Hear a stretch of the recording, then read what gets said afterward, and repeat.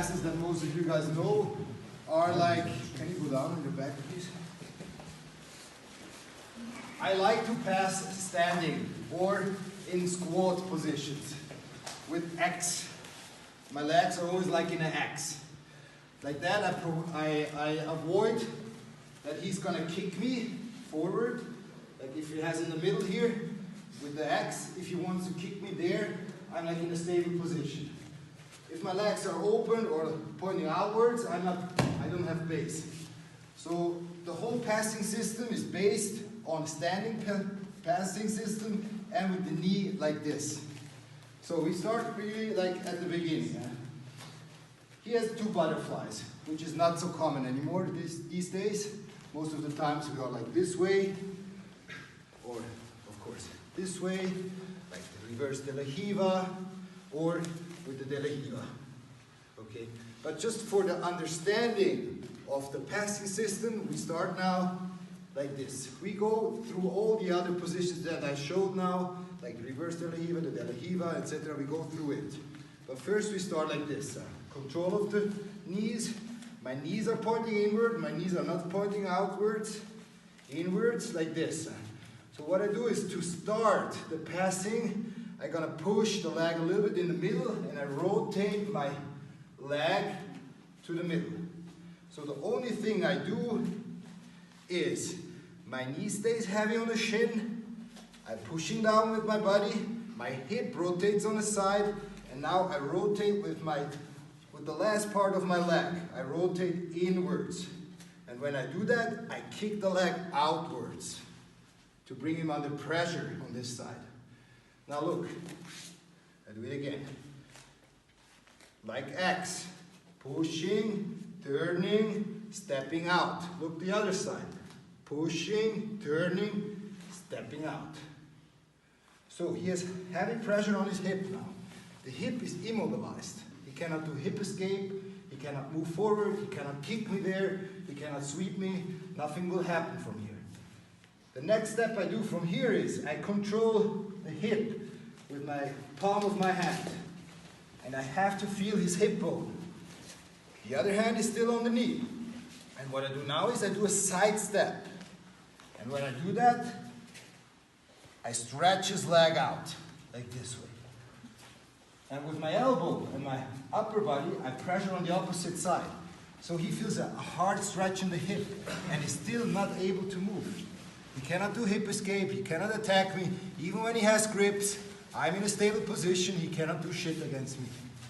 So what I do now, next is, I want to bring my knee down, like a old school knee slide or knee cut.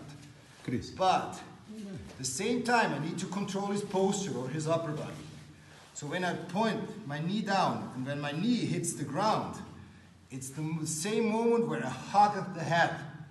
The same time, as everybody knows here, I need to have at least an underhook on the other opposite side. Or, in my passing system, I don't use underhooks that much. I use the elbow as an underhook. So it will look like this.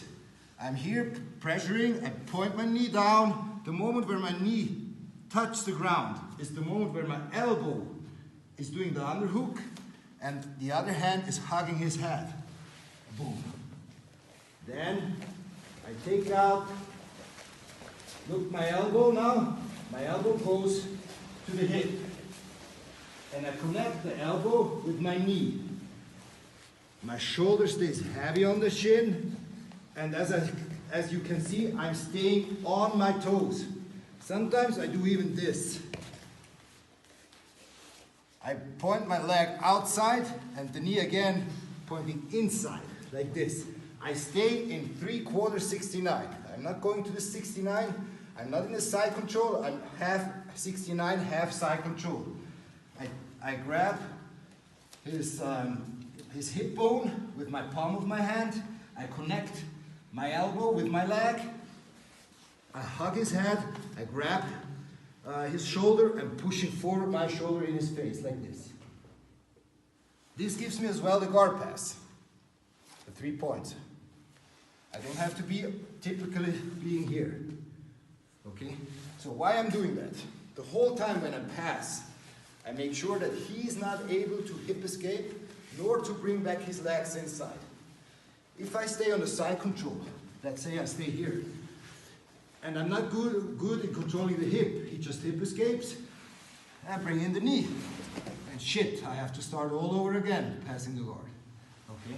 So the whole system is built around that he is never able to move his hip, or to hip escape, or to bring in the knee. So again, I start here, pushing inward. Look, my hip pointing outside. My knee is heavy on his shin. I rotate, and when I rotate, I kick it out. Already forward and on the side, already one side is under pressure. Then again, I move the opposite leg, I rotate, and again, I kick out. And look, my feet are pointing inwards now. They're not like this, not like this. They're like this, and heavy. You see in the face of your partner when you pressure that he's under pressure. So then, next step is I choose one side. Doesn't matter if I go here or here, but the one side I choose when I go here, the opposite hand goes to the hip bone. So like this. Now I do a side step and I stretch his leg outwards, like this. And again, look, my knee's pointing in.